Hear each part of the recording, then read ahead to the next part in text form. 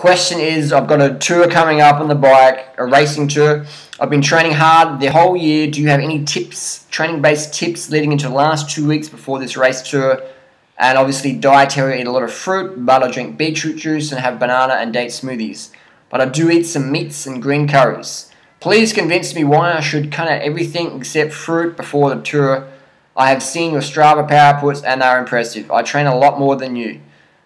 Could your results also be physiological, not dietary? Because obviously not everyone will go from couch potato to pushing 540 watts. Anyways, I love the vegan lifestyle. I've tried it for a week, but I crave other foods. One day I'll convert, kind regards. So the question here, fellow cyclists, let's get the first one down. So you've got a tour coming up.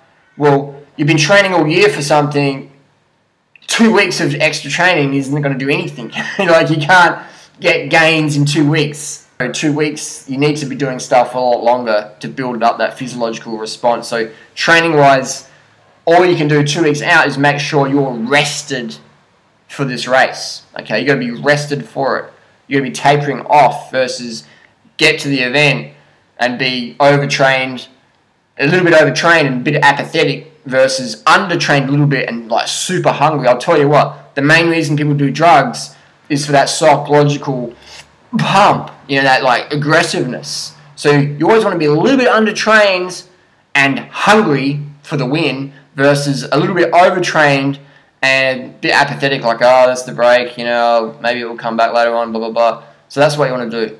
You want to be tapering off those last 2 weeks. Maybe do, you know, drop it down to 200 Ks a week. Max. 200 Ks a week, just pedaling around, you know, maybe do a few Strava segments here and there. But obviously, if you're racing at level, you're going to know what to do. But that would be my tip, is 2 week taper for this race. So you get there fresh and fucking hungry to dominate and hungry to suffer. Next question was, I eat a lot of fruit, blah, blah, blah.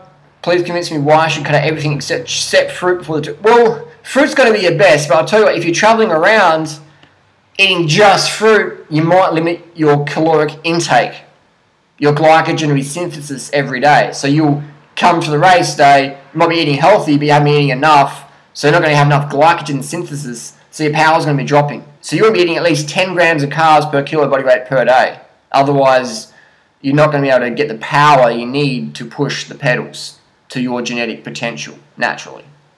Why should you cut out everything but fruit? Well, I wouldn't say cut out everything but fruit, because vegetables are good.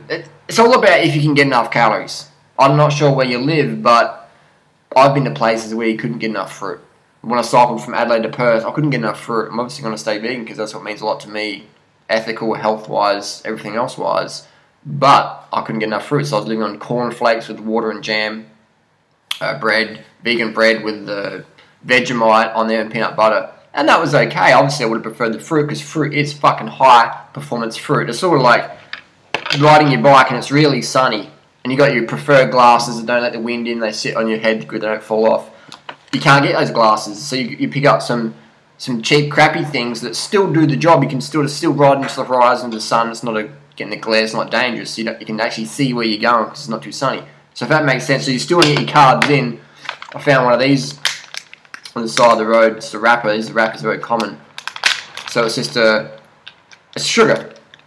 Dextra Energy Sports Nutrition. These retail about $6 in Australia. How many grams of carbs we've got in here? So it's 113 calories, so it's going to be about 25-30 grams. 28 grams of carbs per one of these, alright? $6, 28 grams of carbs. Then you got your organic dates. We buy them by the fucking box, man. Buy them by the box from the wholesalers. 28 grams is probably about the same as 2 dates. So this is going to be lighter. It's going to be easy to use race fuel. Obviously, you take the pits out beforehand, just close them back up again.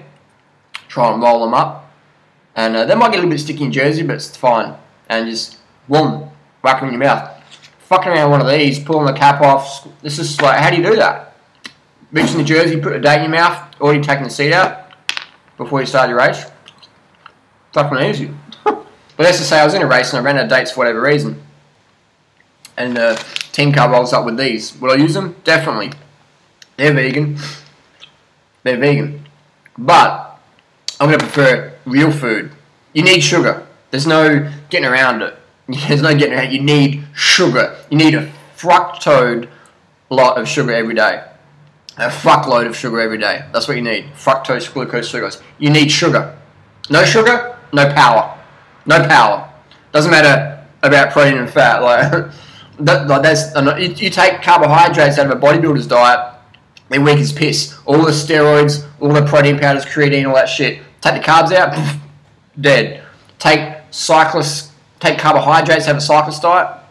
Look at Lance or Contador when they ran out of sugar on one of the big stages and climbs. Done. All the drugs in the world, all the training, all the technology, everything in the world.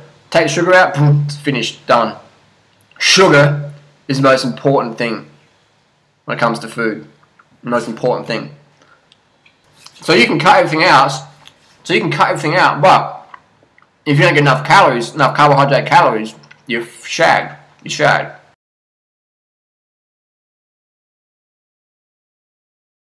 I'm not sure of your situation, so you might be in a situation where you can't get enough fruit. So then you'd have the backup plan of the rice, fruit juices, things like that. Some organic sugar sprinkled on your cereal or whatever.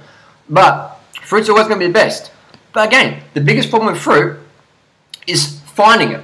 We live in a society that doesn't want people eating fruit. Because when you're a fruit eater, your consciousness starts shifting. It might sound all hippy-whippy woo-wah, but it's true. You start seeing things in a different way that you've never seen before. Whoever orchestrates society doesn't want people seeing the truth in society. They want people stuck in this meaningless pursuit of meaningless material items that we get, everyone else judges us based on our acquisition of this crap. What car do you drive? What's your postcode? Is that Rolex this year's model or is it 2 years old? Just meaningless crap like that.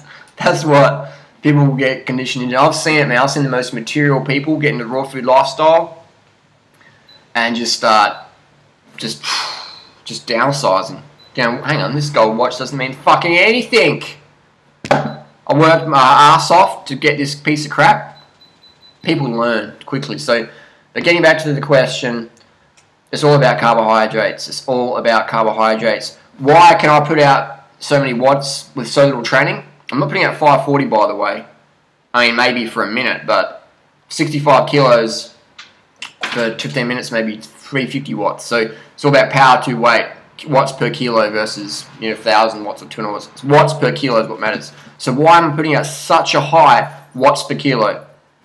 One, I'm always fucking carved up. Always full glycogen. Every ride I do, full glycogen from eating 10 grams of carbs per kilo body weight per day. And anything over an hour, 1 gram of carb per kilo body weight per day. I'll have that below in the description. Have a little block of text there. So I've always got full glycogen. I'm always hydrated. I never get thirsty. Ever get thirsty. Never get thirsty. Drink at least 2, 3, 5 litres of water a day. Drink at night time if I need to. I have water by my bed. If my mouth's a bit dry, sip the water. Never thirsty. Never dry. Ever. And I'm pissing in a bottle at night time. So I'm just... The garden loves me. The garden loves me. The nitrogen I put back in the soil, plants love it. Thirdly, I'm always getting enough sleep. I'm always going to bed getting sleep. I don't have children. I work behind the computer. I'm self-employed behind 70 hours a week. So I set my own hours. I go to bed early, percent of the time of the year. So I always have late nights, but it's pretty rare. More when I'm traveling, I have late nights. So I'm always carved up, always hydrated, always getting early nights. When you stack that up, your body's just like ready to roll. Ready to roll. So that's how I can do so little training, but put out such a high watts per kilo. Because I'm taking care of my basic physiological needs. Everyone focuses on doing mega miles or whatever, which is cool, but they're not eating enough, not sleeping enough, not eating enough carbohydrates, they're not getting enough water, not getting enough early nights. So they just don't get the best out of themselves. And they're getting, I've got to do more training. It's like, no, you need to do less training and realise that training isn't just about on the bike. Training is eating enough carbohydrates. Training is eating low fat. Training is eating low sodium, so not carrying extra 4 kilos of water bloat up the freaking climb. That's another video in itself. So it's I could talk for hours on this one. But I do so well in so little training because I cheat. I'm a fucking lazy fucker, man. I am the laziest cyclist around. Ask anyone who I ride with. I'm always sitting on the back. I'm always sitting on the back, man. Always sit on the back with some excuse, like I'm the laziest cyclist around. I eat well, so I don't have to push so hard. That's just, I eat well so I can get Strava KOMs easily. But if I was like a junior, man, and you know, I'm not talented, man. When I was 17, I'd catch the bus versus ride my bike to school. People go, oh, it must have been a far distance. It was only about 1.5 kilometers from my house to my school. So when I was 17, I was catching the bus. I'm training with kids who are 17 who are fucking smashing it. Who are smashing it right now. So I definitely didn't have a talent at all. I just cheat in terms of eating well, getting the early nights, staying hydrated. And all my Strava KOMs, non-caffeine assisted. Non-caffeine assisted. So I haven't had a cup of coffee since 1999. I'm not saying it's a bad thing, but it's definitely bad for your health. Getting off caffeine, a lot of people I see sitting at the coffee shops and just drinking coffee, and I'm like, why are you drinking coffee on a recovery day? Why are you drinking coffee during the middle of the week? If you're going to use caffeine, use it for race day only. Race day only. Otherwise, you're just burning your adrenal glands out, and you're going to have a lot shorter a career, or you're going to be dependent on stimulants and get into the other things. So now you're going to probably get another 20 questions, which is fine. Post comments down below, anyone, and we'll do some more videos, and we'll get those. We'll open these boxes of bananas and just get everything out on the table so people can learn more cycling tips. Because I am not born with talent. I'm a fucking lazy ass trainer. Lazy as. But I focus on things like bike fit, nutrition, hydration, early nights. That's what I focus on. And I train with a power meter. If you don't have a power meter, you're really shortchanging yourself. You've got to get a power meter. 100%. If you want to get more out of your cycling, get a fucking power meter. Chop your hand off to get one. So quick take-home message, 10 grams of carbs per kilo body weight per day. Always peeing clear, at least 2 to 3 hours. Every 2 or 3 hours you're having a clear pee stream. So if you're pouring water out, it should look like water coming out. If it's yellow or straw, drink more. Early nights, get to bed at least 7, 8, 9 p.m. every night, man. If you can't sleep, that's okay. Just lay there, relax, chill. Rest is as important as sleep. Just having laying back and just closing your eyes and just chilling out. You don't have to sleep. Just rest. You need to rest. And that's my 3 tips dietary. Get a power meter, get a proper bike fit, mark it with a liquid paper pen so it's not slipping down. Taper off for big races. And that's it. And it's, like I said, it's always better to be a bit undertrained and hungry versus a little bit overtrained and apathetic. Very important. Can't the fuck up, want to learn more, hit the subscribe button. We'll see you soon.